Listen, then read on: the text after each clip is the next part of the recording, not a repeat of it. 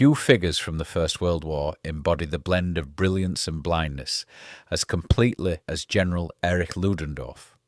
Lauded by some as a military genius, Ludendorff was in truth a man whose arrogance, authoritarianism, and political recklessness helped drive Germany toward disaster in both war and peace.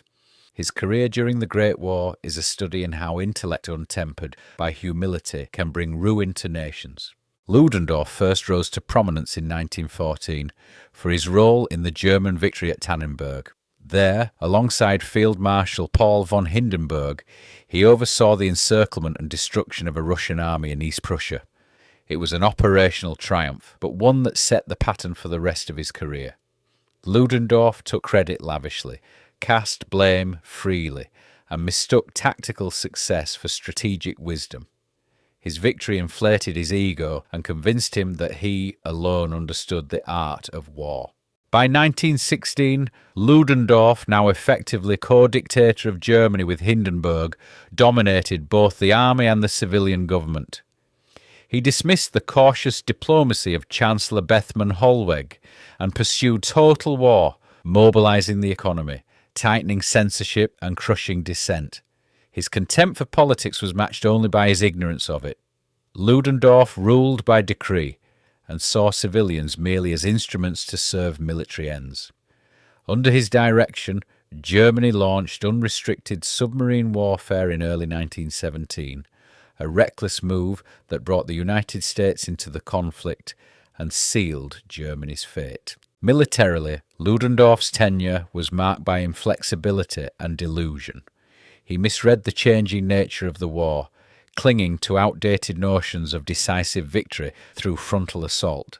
His obsession with breakthrough led to horrific losses on both the eastern and western fronts. At Verdun and during the 1918 Spring Offensive, Ludendorff squandered lives in pursuit of illusory triumphs. The Spring Offensive, his final gamble, achieved spectacular early gains but lacked any coherent objective.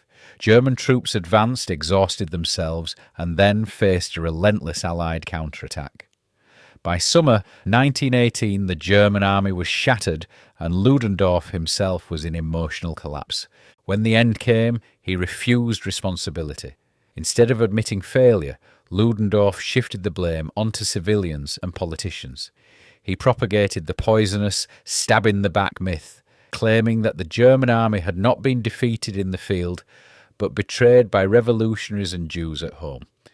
This lie, born of his cowardice, became one of the most destructive legacies of the war, later exploited by extremist movements that undermined the Weimar Republic and paved the way for Hitler's rise. Ludendorff's post-war years showed how deeply his wartime arrogance had curdled into fanaticism. He joined radical nationalist movements, embraced conspiracy theories, and briefly aligned himself with Adolf Hitler. Though he later broke with Hitler, denouncing him as a charlatan, Ludendorff's contempt for democracy, his militarism, and his obsession with betrayal helped lay the ideological groundwork on which Nazism thrived.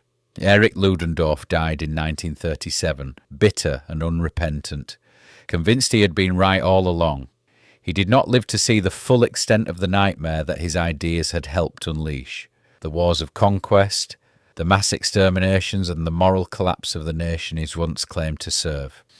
In the end, Ludendorff is remembered not as a hero but as a cautionary figure, a man whose brilliance was undone by pride, whose ambitions helped destroy his country, and whose hatred of compromise and democracy paved the way for catastrophe.